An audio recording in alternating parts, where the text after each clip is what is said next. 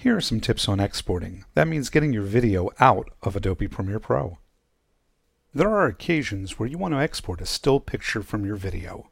Maybe it's for promotional materials, maybe it's for a website. Park your playhead on the frame you'd like to export in either the Program panel or the Source panel. Click the camera icon that's underneath the panel. If you want to do some retouching in Adobe Photoshop, your best bet is to export a TIFF file. For email on the web, PNG is probably the best choice. Choose where you want to save it.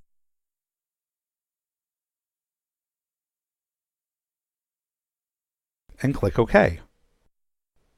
When you're all done with your cinematic masterpiece, you're going to want to export your video. Exporting your video can involve a lot of complex choices, but I'm going to make it easy for you. Let's go to the File menu and choose Export Media. You can also press Ctrl-M or Command-M on the Mac OS. M for Media. This opens the Export Settings dialog box. On the left, you see a preview of the output based on where you parked your playhead. On your right are your settings. At the top, you'll see the format for your output. This list looks long, but think of it as a Swiss Army knife. All of these choices have specific uses.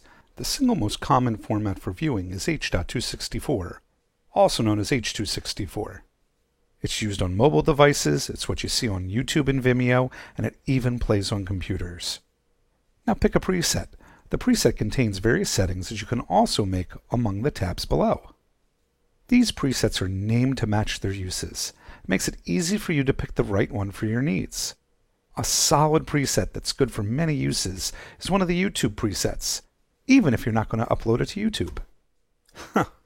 Too bad Y comes near the end of the alphabet. Now I need to choose a YouTube preset that matches my video. Here is YouTube 1080p HD because my video is 1920 by 1080 pixels. Go to the output name and click on its name. Let's put it on the desktop so we can easily find it later. Now here's where we would click Export, but I'm not going to click it just yet. I'm going to do something different in a moment. If we did press Export, you'd have to wait a while for the export to finish. The time it takes depends on many factors, including the video format, the effects used, and the speed of your hardware. And while you're exporting your video, Premiere Pro won't allow you to do anything else. It's actually not a bad idea to take a break while your video exports. It's better for your health. Stretch your legs. Get away from the computer. Now what if we could export multiple videos and do it in the background? For example, we want to upload this version for YouTube and Adobe Creative Cloud, but let's add a timecode readout so our client can give us feedback no matter where they choose to watch it. So here in Adobe Premiere Pro, instead of clicking Export, I'm going to click Q. This launches Adobe Media Encoder if it's not already running. Let's add the timecode readout to the video. To do this, click on the preset name, YouTube 1080p. Now for this specific job, let's add an effect during export. Click the Effects tab and scroll down the list. Scroll down to Timecode Overlay. This superimposes the actual timecode over the video. This information that appears over the video is great for review purposes. It hasn't affected the timeline, merely this copy of the output. Now I'll click OK.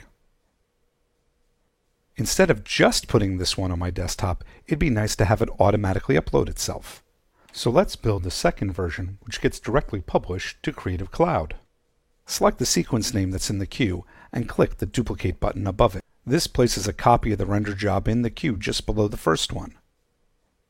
I'm going to click on the preset name, just like before, which now says Custom, and the Export Settings dialog box shows up again. Part of your standard Creative Cloud account includes online storage.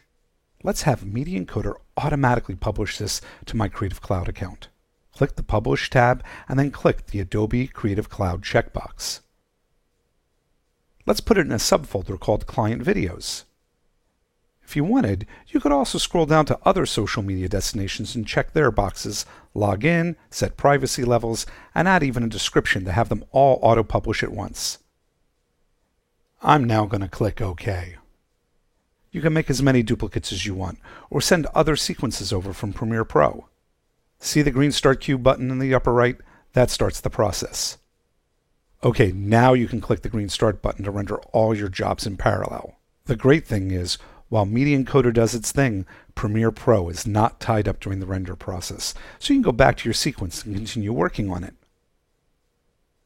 Here's a great final tip specifically for sharing a video you've outputted to your Creative Cloud folder. When you view the file in Windows Explorer or the Macintosh Finder, you can right-click it and choose Share Link. A browser launches and shows the video. Notice it's private by default. To share the link, click Create Public Link. That's what you can give to your client.